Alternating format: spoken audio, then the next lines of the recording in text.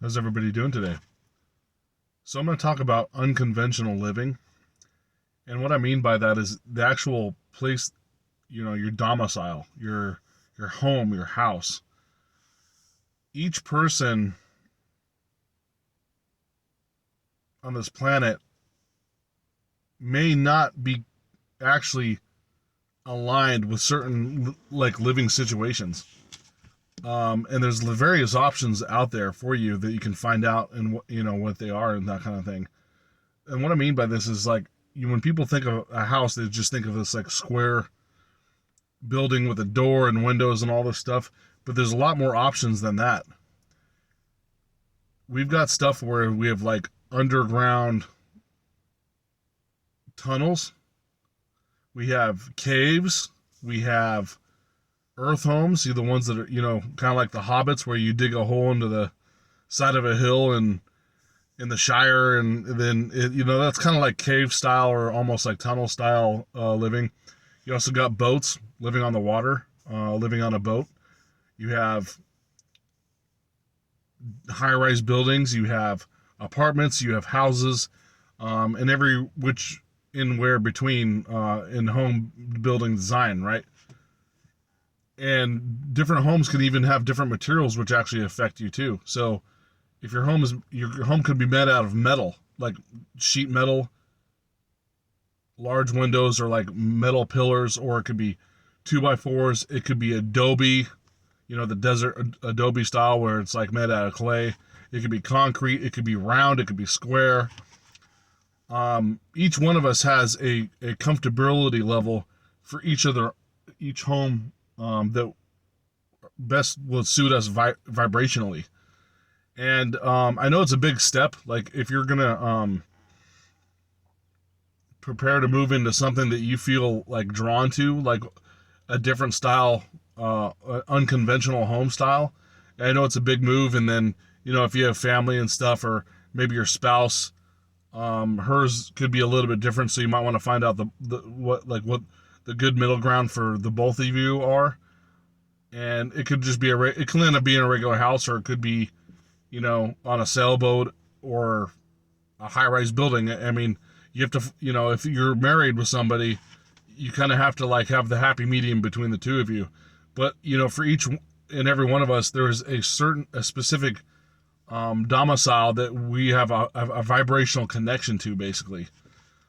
And it's very interesting because when you think about all the different construction and things you could live in, like whether it be an RV you like to travel, or a boat, or it could be a tree house, it could be a dirt home, it could be a mobile tent, like you like kind of like an Indian, you pack up and then move to a different location. You never want to be stuck in one place. That's kind of like the RV thing. And it's interesting to try to like figure out what's actually best for you, because you may not even know that a certain type of home will make you more aligned. Like you don't even know that if you lived in that style a home, that you would actually raise your vibration even faster, because you didn't even know that's actually more beneficial to you or whatever, right? So, and there's lots of examples of this. And you talk to people about different places they've lived, and how they went about it and this and that, and you got a lot of very interesting stories. Even people that like kind of like live at a hotel, like they're always touring and they're living at a hotel. They have a different experience too, and that's a type of living situation as well. Even though they keep going to the same type of building, which is like a hotel, a rectangular building, probably has more than two stories, right? But still, that's a different type of living style where you're moving from one place to another. And you can brainstorm, even if stuff that I haven't mentioned or I forgot to mention on here before I came on. You can figure that out and be like, oh yeah, you know what? I feel that type of living situation suits me better. Or maybe it's like out in the countryside off the grid where you're away from people. Or maybe it's even up in the mountains. Maybe you're like just, a cabin is good for you, but you have to be in the mountains away from people. So you want to figure this out and kind of like try to move in that direction to where you can get into a position where you can be like that. Some people need a lot of land. Some people need a very small space. It just depends on your, your personality and, what you feel, what feels good to you, right? Um, I think about this a lot. Like, where would I be happiest on a long-term basis and not feel like, oh, I'm committed to this, or maybe like, oh, I committed to this and I didn't like it.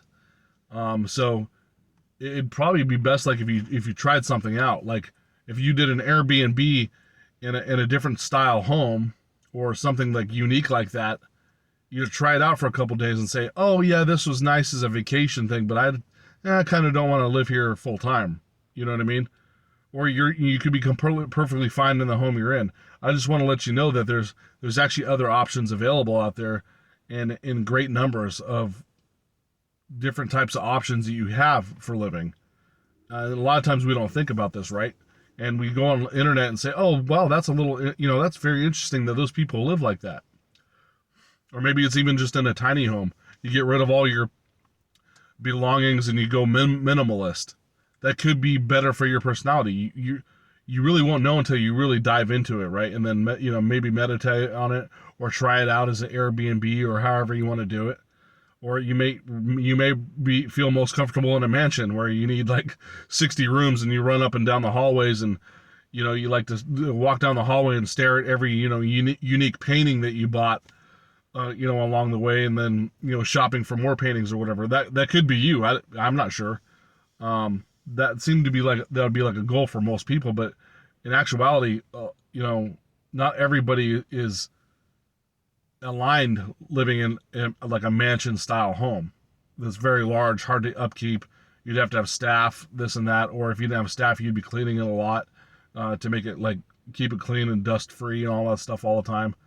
Or like a large pool or whatever, you have maintenance and lawns and all that stuff. So it's just things to think about. Maybe you don't want to have any type of maintenance and you don't want to pay anybody to do maintenance or come to your house or your place all the time, working in your place all the time. Then you're be in a smaller place that doesn't have maintenance.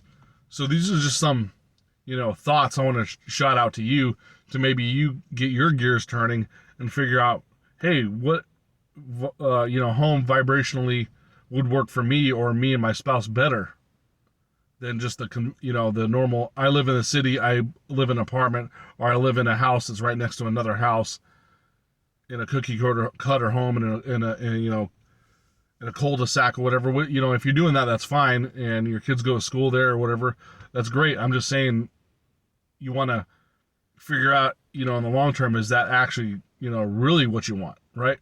So I don't want to talk about any more about this. I'll be beating a dead horse, like I always say. You get the gist of what I'm saying. So, as always, I greatly appreciate you guys watching my video, and think about your new home.